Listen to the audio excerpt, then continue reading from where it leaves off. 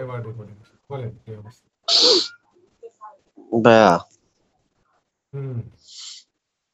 আমাদের তো কাঙ্ক্ষিত অবস্থান সিবিও চলে আসছে, আমার মনে হয় আজকে সিবিও কেনা উচিত। সিভিও কেনা আমরা উচিত আজকে, কিনবো সিভিও সিভিও হুম কেনা উচিত, সিভিও কেনা উচিত। কালকে আমাকে একজন ফোন দিয়েছে যে এই আশিক বেটা কি, ও কালকে দুজন ফোন দিয়েছে, আচ্ছা পরে বলতেছি ওইটা।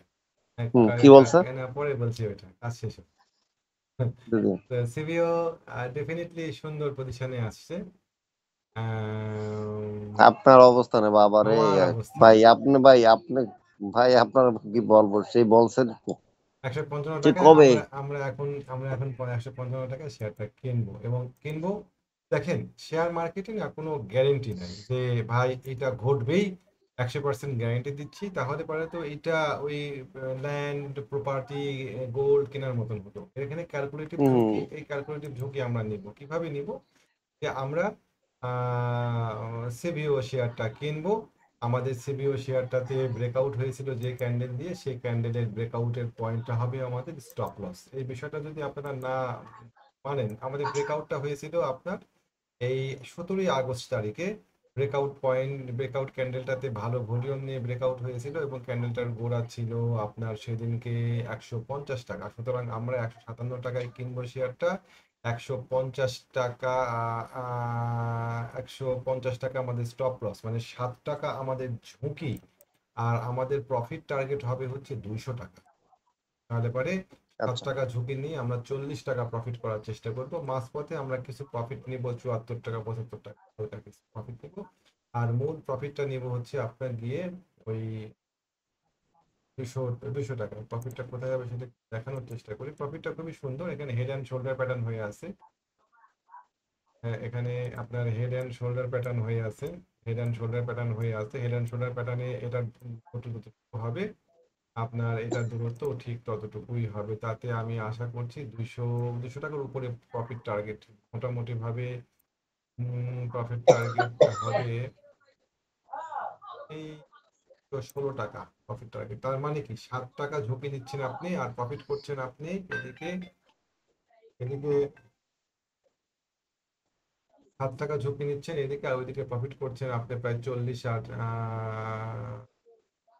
30 60 টাকা। 40 মানে সাল রিস্ক রেওয়ার্ড রেশিও অনেক। প্রায় 1:8। টাকা দেখেন, টাকা কিভাবে ডবল হয়, কিভাবে টাকা মানুষ শেয়ার মার্কেট থেকে করবে, এই বিষয়গুলো আমরা যদি খেয়াল রাখি তাহলে পরে হবে। হ্যাঁ, আমরা ঝুঁকি নিচ্ছি, আমরা যদি 1000 শেয়ার কিনি এই জায়গাতে 7,000 টাকার ঝুঁকি আমরা নিচ্ছি, কিন্তু আমরা প্রফিটের হিসাব করতেছি আবার প্রায় কত এই দশ 40 দশ প্রায় 40 9%, 9 গুণ। 40 আর এদিকে ধরেন 60,000 টাকা, আমরা 7,000 টাকা ঝুঁকি নিয়ে, 7,000 টাকা ঝুঁকি নিয়ে 60,000 টাকা প্রফিটের হিসাব করছি। তো মানে নয় টাকা গুণ 9 গুণ, 9 গুণ নয় প্রফিটের, গুণ, 9 গুণ। টাকা আমাদের কেন বাড়বে না এখান থেকে, কেন আমরা লস করবো? জি শেয়ারটা জি জি ডেফিনেটলি জি আজকে জি জি কিনতে হবে। গতকালকে যারা কিনেছে তারা ডেফিনেটলি আগে গিয়েছে। আমাদের আমাদের টার্গেটে ছিল 157 55 এই রেটে শেয়ারটা কেনার। জি জি জি জি জি আপনার জায়গায় চলে আসছে, এই জন্য কালকে আমি কিনতে হবে। আমি মাঝে অনেকে ফোন দিয়েছে কি কি করব ভাই, শেষ হয়ে গেলাম, আমার অবস্থা খারাপ, কি এরকম হচ্ছে কেন। তো আমি কালকে চুপচাপ ছিলাম যে মানুষজন এরকম করবেই, ওরা জানে না। কিন্তু কালকে আমি, যেই আমাকে ফোন দিয়েছে, বলছি ভাই কেন বিকন ফার্মা আপনারা কিনবেন না? বিকন ফার্মা কারেকশনে আসছে, বিকন ফার্মার একটা চমৎকার ব্রেকআউট হয়েছে, এই জায়গাতে ডায়াগোনাল ব্রেকআউট হয়েছে। বিকন ফার্মার ডায়াগোনাল ব্রেকআউট বহু কষ্ট করে হয়েছে। শেয়ারটার প্রোডাক্ট বাজারে আছে, ফিবোনাকি 618 শেয়ারটা আসছে এবং একটা ইনসাইড বা রিটেস্ট করলো এই জায়গাতে। জি জি জি সব সহকারে 123 টাকা 24 টাকায় শেয়ারটা আমি অনেককে কিনতে বলেছি, কে কিনেছে না কিনেছে জানি না, একটা কুইক প্রফিট পাওয়া যাবে এই শেয়ারটাতে 137 টাকা, আশা করি আল্লাহ মালুম অন্তত ভাই, পক্ষে। তাহলে এই দুইটার মধ্যে কম্পেয়ার করলে কি ভাই, আমার সিবিও কিন্তু আজকে বাড়বে আশা করি ইনশাল্লাহ। তাহলে এই দুইটার দুইটার মধ্যে মধ্যে কম্পেয়ার করলে কি ভাই? কম্পেয়ার করলে পরে সিভিও লোপেট হিসাবে সিভিও থাকবে লোপেটের মধ্যে সেরা। আর যারা বিকন ফার্মা কিনতে চায় তাদের জন্য বিকন ফার্মার গাড়ি আমি মাঝে মধ্যেই দেখি রাস্তাতে। অথচ আমি অন্যান্য ওষুধ কোম্পানি যেগুলো আছে বাজারে, সিলভা, সিলকো, এদের কিন্তু গাড়ি আমি দেখি না। বিকন না, ফার্মার এদেরও দেখি না, না, না, কিন্তু সিল্কার, এদের ফার্মার, আমি কোনো ওষুধ পাইও না বাজারে। অথচ আমি Orion infusion, Orion Pharma, Beacon Pharma, এদের আমি গাড়ি দেখি। এবং ওরিয়ন ইনফিউশনের খুব দামি দামি কিছু ওষুধ আছে বাজারে, বিশেষ করে আপনার এই চোখের ড্রপ ট্রপ গুলা ওরা খুব ভালো ই করে। তো ওরিয়ন ফার্মাটাও আজকে আর একটা শেয়ার ছিল যেটা আমার পছন্দ হচ্ছিল। আরেকটু হয়তো কমবে, আজকে যদি কমে শুরুর দিকে 36 টাকার দিকে পাওয়া যায় এই শেয়ারটাতে ক্যালকুলেটিভ রিস্ক নেবো। এই জায়গাতে কতটুকু ঝুঁকি নিচ্ছি, কতটুকু লাভ নিচ্ছি, আমি কোনো শেয়ারই গ্যারান্টি দেওয়ার পক্ষপাতী না, এটা হবেই। আমরা ঝুঁকি নিব মানে টাইমিং এবং প্ল্যানিং এর মাধ্যমে, যে আমাদের টাইমিং কোথায় হচ্ছে, প্ল্যানিং কোথায় হচ্ছে, কোথায় আমরা শেয়ারটা কিনছি এবং কোথায় আমরা শেয়ারটা বিক্রি, জাস্ট এই প্ল্যানিং নিয়ে আমরা শেয়ারটা কিনবো। প্রফিট কেন হবে না, ইনশাল্লাহ প্রফিট হবে, লসও হবে কিন্তু প্রফিটেরই বেশি হবে। জি, লস, জি, জি, আমি যে জি। লস করি না, বা যে পৃথিবীর সর্বশ্রেষ্ঠ টেকনিক্যাল অ্যানালিস্ট সে যে লস করে না, আম, তার কোনো মানে সে এটা সে বলতেই পারবে না। ভাইয়া, হুম, আটাশা কিন্তু ওই যে নাইক অ্যাপ, এটাও কিন্তু ভাই ওই যে আপনার সুন্দর জায়গা আসছে, কেনার মতো জায়গা দেখেন। নাহি ক্যাপ, হ্যাঁ তাই তো, সুন্দর। নাহি ক্যাপ শেয়ারটাও আমি মনে করি শেয়ারটা সুন্দর কেনা যায়। আমাদের নাহি ক্যাপের একটু স্টপ লস বেশি হবে, কারণ ওর ব্রেকআউট পয়েন্টটা ছিল একটু বেশি। আপনার তারপরেও নাহি ক্যাপের স্টপ লস নেব বলেন? 22 টাকা, এখন চলে 24 টাকা, ঠিক আছে 22 টাকাতেই দিলাম আমি, তাকে ব্রেকআউট ক্যান্ডেল দিলাম 22 টাকায় স্টপ লস, 24 টাকা 50 পয়সা, মানে 2.5 টাকা ঝুঁকি। আর আমরা প্রফিট নিব, প্রথমটা প্রফিট নিব 31 টাকায়, মানে কতটুকু হচ্ছে 25/5, এখানে 1:2 রিস্ক রেওয়ার্ড রেশিও চোখ বন্ধ করে হচ্ছে। তো এই যে রিস্ক জি, জি, রেওয়ার্ড রেশিও হিসাব করে আপনি শেয়ার কিনবেন, আপনার লস হোক না, আমরা 2.5 টাকা জি। লস খাবার জন্যই শেয়ারটা কিনবো। আড়াই টাকার মার্কেটে তো উপরে ঝুঁকি, ঝুঁকি নিয়েই তো আমরা আসছি। আড়াই এটা টাকার তো উপরে 3 টাকা ঝুঁকি নিব না। আমি যদি এভাবে ট্রেড করি, দেখেন আমি যদি এভাবে ট্রেড করি, 5টা ট্রেড যদি করি আমরা এইভাবে ক্যালকুলেশন করি, ধরেন জি, জি। 10টা ট্রেড করলাম এভাবে ক্যালকুলেশন করে, যে ঠিক এরকম 1:2, 10টা ট্রেড করলাম, 5টাতেই মনে করেন লস হলো আর 5টাতে লাভ হলো। যে 5টাতে লস হলো, সেই 5টাতে লস হলো আমার, ধরেন যেহেতু 1:2 রিস্ক রিওয়ার্ড রেশিও, ধরেন একই রেটে দাম আছে, 5টাতে লস হলো আমার 2,000 টাকা করে, 10,000 টাকা।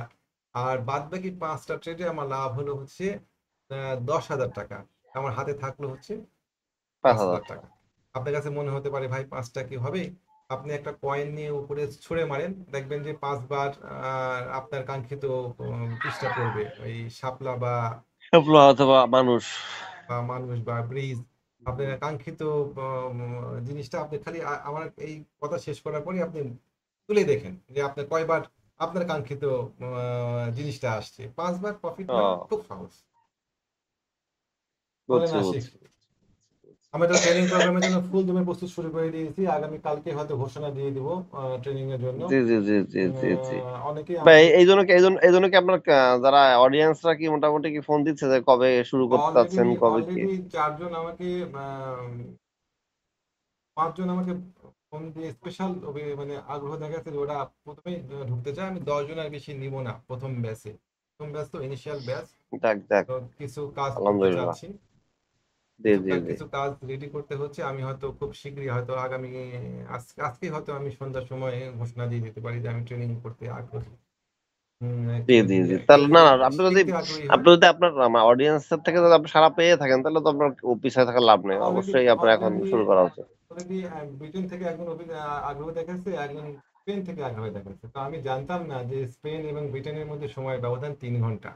আমি বললাম যে দেখেন, আচ্ছা, ব্রিটেন আচ্ছা। থেকে তো এক ভাই আমার সাথে টেকনোলজি শিখতে চান, তাহলে তাহলে পরে আপনি আর উনি মিলে তাহলে এমন একটা সময় আমরা বাছাই করবো যে সময়টাতে একটা হবে। না, আমি বললাম, না ভাই, আমাদের স্পেন এবং ব্রিটেনের মধ্যে 3 ঘন্টা সময়ের ব্যবধান, অতটা সহজ হবে না টাইম বের করার, আমাকে টাইম ম্যানেজমেন্ট ভদ্রলোক আবার করান, স্পেনে আরবি শিখান বাচ্চাদের।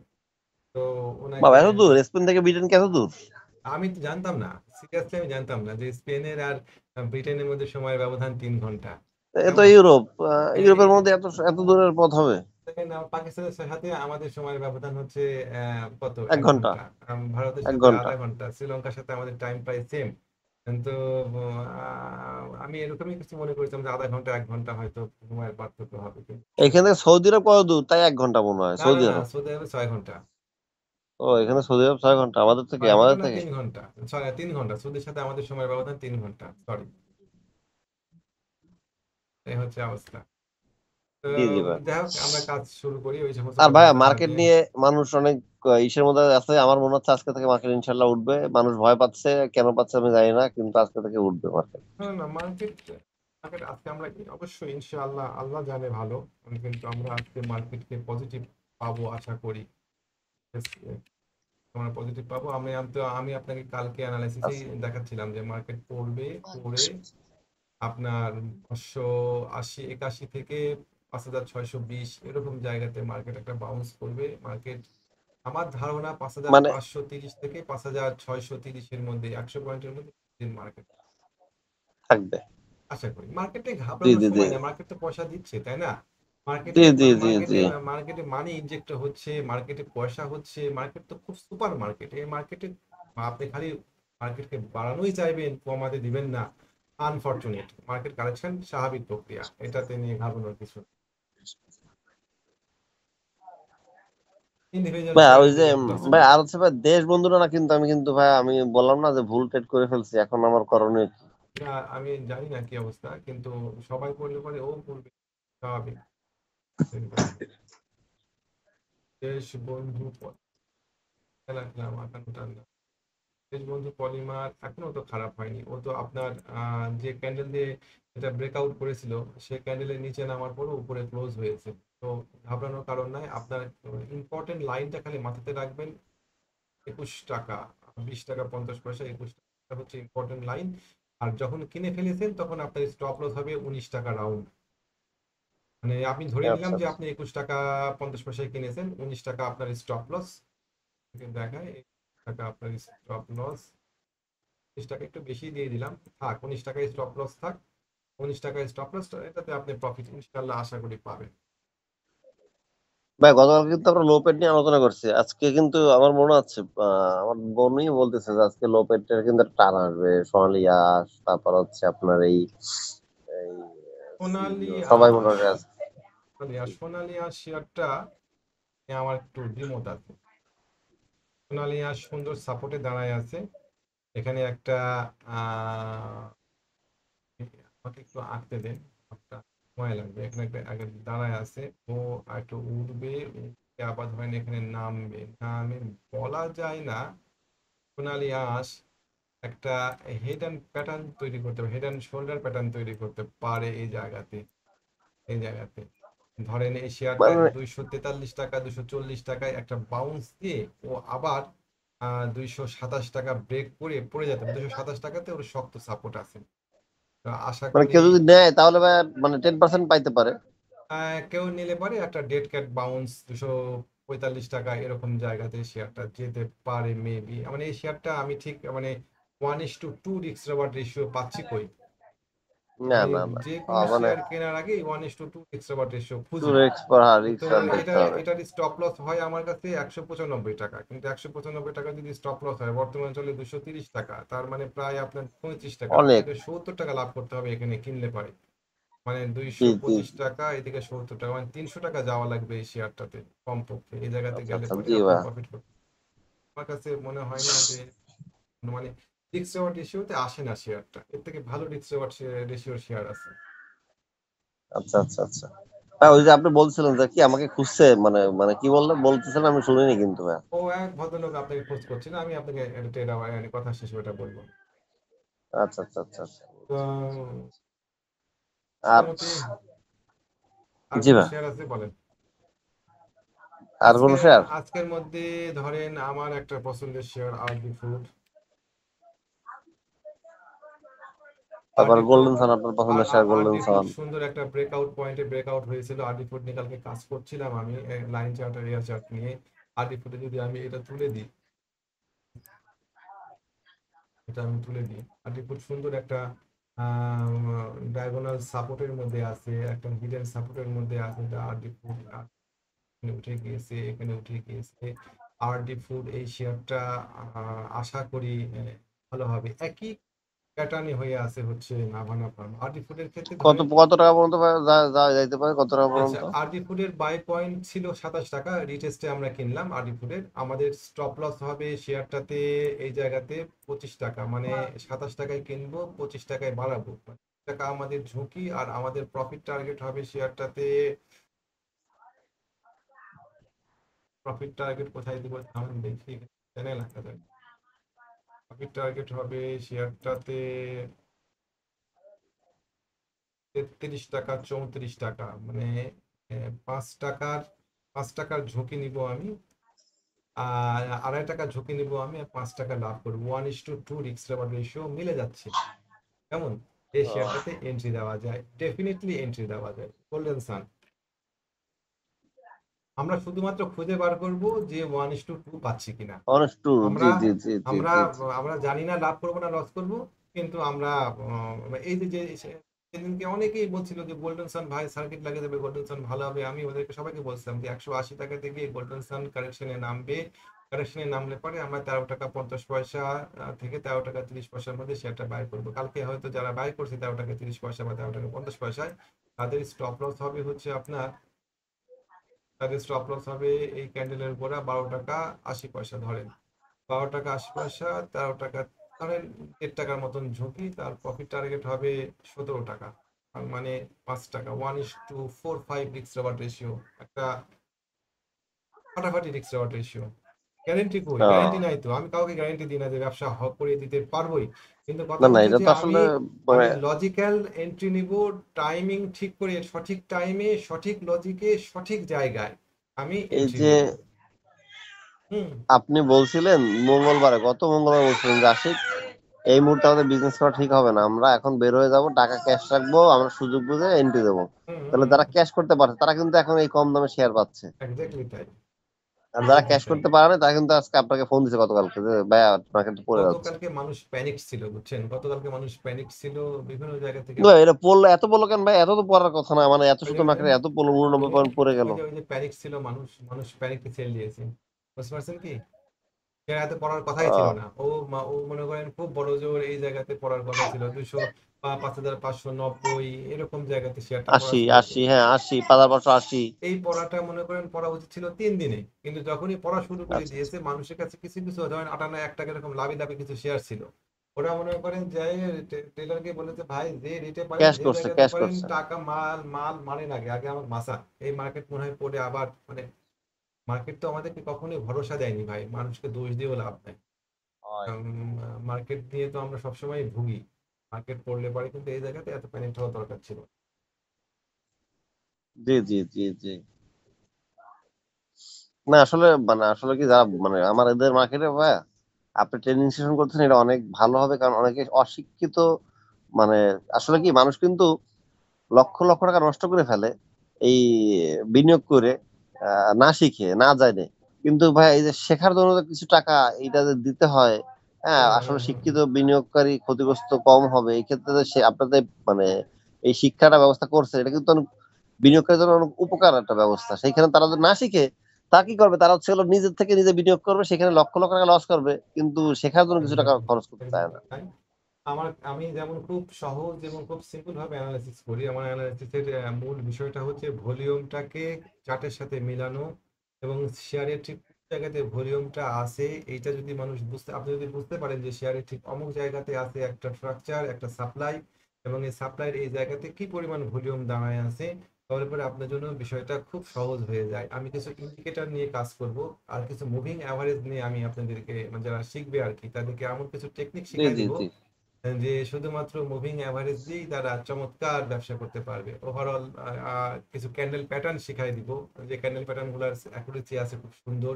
কিছু চার্ট প্যাটার্ন শেখাবো, যেমন 2.618, তারপরে লিব্রা প্যাটার্ন, তারপরে ডবল টপ ডবল বটমে কি ধরনের কিভাবে কাজ করতে হয়, তারপরে কিছু মানে মানি ম্যানেজমেন্ট শিখাবো, স্মার্ট মানি কিভাবে শেয়ার মার্কেটে টাকাগুলাকে মুভ করায় এক জায়গা থেকে এক জায়গায়। এটা খুব ইন্টারেস্টিং একটা বিষয়, এটা জানা থাকলে পারে অনেক, মানে চার্ট রিড করা সহজ হয়ে যায় যদি আপনি স্মার্ট মানির টাকা মুভ করাটা ধরতে পারেন, যে টাকা তারা কিভাবে, যেমন মালেক স্পিনিং এ স্মার্ট মানি টাকা মুভ করছিল, এটা আমি অনেক আগে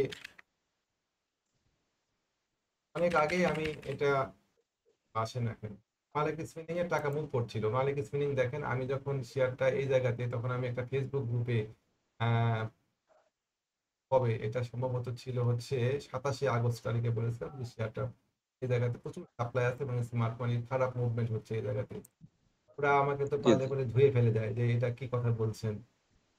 ওদের সাথে চ্যালেঞ্জ আছে আমার এই জি জি জি জি মালিক স্প্রিং নিয়ে, হ্যাঁ। 10 তারিখ না 12 তারিখে, 12 তারিখে চ্যালেঞ্জ আছে। আমি বলেছিলাম যে এই মাসের মাঝামাঝির মধ্যেই ফলাফল পাওয়া যাবে, দেখা যাক কি হয়। মালিক পড়ে গেছে না স্পিনিং ভাই কালকে? কালকে মালিক তো পড়ছে না? মালিক স্পিনিং আজকে একটু বাড়বে বুঝছেন। মালিক স্পিনিং একটু বাড়বে আজকে, বাইরে ওরা আবার ফেলে স্মার্ট মানি এটা অফলোড করতে পারেনি, আবার আজকে বাড়ার সম্ভাবনা ভাইয়া, আছে। আমি বলা ঠিক ওই না। যে আপনার কাছে আমি একবার ভাই আরেকটা বিষয় আমি একবার আপনার কাছে জিজ্ঞেস করছিলাম যে আমার একটা মানে গ্যামলার পার্টি, ওরাও গ্যামলিং করে, ঢাকার এক পার্টি। আপনাদের তা করে আছে, ওরা হ্যাঁ। আপনার হচ্ছে গেলো আমাকে বলছিল বঙ্গদামরা 220 টাকা নিয়ে যাব। আমি বলছিলাম, তারপর আপনার কাছে আমি শুনলাম ভাইয়া বঙ্গস্টা নাকি এরকম বাড়বে, 200 টাকা যাবে। আপনি বলছেন না, এটা 150 টাকা পার করা কঠিন হবে, 150 টাকা পার করে দেখাক।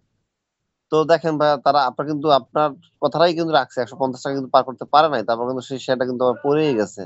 তো গ্যামলাররা কি চাইলে কিন্তু ভাইয়া টাইনে নিতে পারে না। ওরা কিন্তু দেখেন ওই যে বলছিল আমাকে এই টানে আমরা 220 টাকা নিয়ে যাবো, কিন্তু তারা কিন্তু নিতে পারে নাই। হুম হুম হুম। এই হচ্ছে ভাই আপনি অবস্থা। এইটা এইটা এইটা কি করে ধরলেন যে হচ্ছে ওদের কাছে ফান্ড আছে, তো ওরা ওইখান থেকে কেন টান দিয়ে নিতে পারলো না? মানে ওইখানেই না বিশেষ না, এই খেলা জায়গাতে আপাতত। এই যে 150 টাকা লেভেলে যে পরিমাণ শেয়ার আছে, যে পরিমাণ শেয়ার পাবলিকের কাছে আটকা পড়ে আছে, এই শেয়ারটাকে মুভ করতে গেলে পারে ওই পার্টির কাছে যে পরিমাণ টাকা থাকা দরকার ছিল, বা যে পরিমাণ মানি অ্যারেঞ্জ করতে হতো, তারা সেই পরিমাণ মানি অ্যারেঞ্জ করতে পারেনি। বুঝতে পারছেন কি? তারা না পারার ও কারণে তারা এই শেয়ারটাকে ওরা ট্রাই করেছিল, কিন্তু দেখেন ওই 150 টাকার উপরে একবার বেল্ট হোল্ডার একটা ক্যান্ডেল দিয়ে ওরা ট্রাই করে, ওরা এই ক্যান্ডেলের দিনকে মানুষকে নিউজ দিয়েছিল যে আপনারা কিনেন, খুব ভালো হবে। ওরা এই দিনকে শেয়ার আপলোড করেছে এবং ওদের কাছে এখনো শেয়ার আছে এবং কিছু। তো এই জায়গাতে যে পরিমাণ ভলিউম আছে সেই পরিমাণ ভলিউম, একই ঘটনা মালিকের ক্ষেত্রেও ছিল। যে পরিমাণ ভলিউম আছে এই জায়গাতে সেই পরিমাণ ভলিউম নেওয়ার মতন মানে ওরা টাকা ওরা জোগাড় করতে পারেনি। তবে কি চিত্র সোনালী, সোনা সোনালী পেপারে, সোনালী পেপারে মাথার উপরে ভলিউম নাই। সুতরাং পার্টি যদি মনে করে যে আমি শেয়ারটাকে উপরের দিকে তুলবো, তাহলে পারে এদেরকে এফোর্ট কম দেওয়া লাগবে তুলতে। সোনালী পেপারটা নিয়ে আমি ও বেশ সন্দিহান, যে আমি খুব মনোযোগ সহকারে দেখবো যে সোনালী পেপার 165 টাকা আচরণ করে। এটা তুলতে খুব বেশি টাকা লাগবে না, 165 টাকা যদি ধরে রাখি, তাহলে শেয়ারটা প্রথম মানে টানেই 265 চলে টাকা, যাবে 265 টাকা। 265 টাকা। তাহলে শেয়ারটা প্রথম টানেই 360 টাকায় নিয়ে যাবে। খুব কনফিউজ 100 টাকার শেয়ারটা গ্যাপ। নিয়ে। টাকার একটা গ্যাপ হওয়ার সম্ভাবনা আছে, কারণ এই জায়গাতে দেখেন কোনো ভলিউম নাই। এই জায়গাতে এই জায়গাতে কোনো ভলিউম নাই। এই জায়গাতে কোনো ভলিউম ও নাই। সুতরাং আমি এই শেয়ারটা গভীর মনোযোগ সহকারে অবজার্ভ করছি যে 265 টাকা ভাঙে কিনা। 265 টাকা ভাঙলে পরে অবশ্য আমি চেঞ্জ করব। না ভাঙলে পরে শেয়ারটা নিয়ে অতটা নেগেটিভ না, ততটা নেগেটিভ মালিকের ক্ষেত্রে যতটা নেগেটিভ আচ্ছা আচ্ছা আচ্ছা। ওই যে বঙ্গদের ক্ষেত্রে ছিলাম, অতটা বঙ্গদের নেগেটিভ প্রতি, হ্যাঁ বঙ্গদের ক্ষেত্রে, হ্যাঁ। সোনালী পেপারে নাই। ভাই আর হচ্ছে ওই মাগুরা, আপনার কথা তো শুনলো 102 টাকার কাছাকাছি তো চলে আসলো, এখন তো চলেই আইছে প্রায়।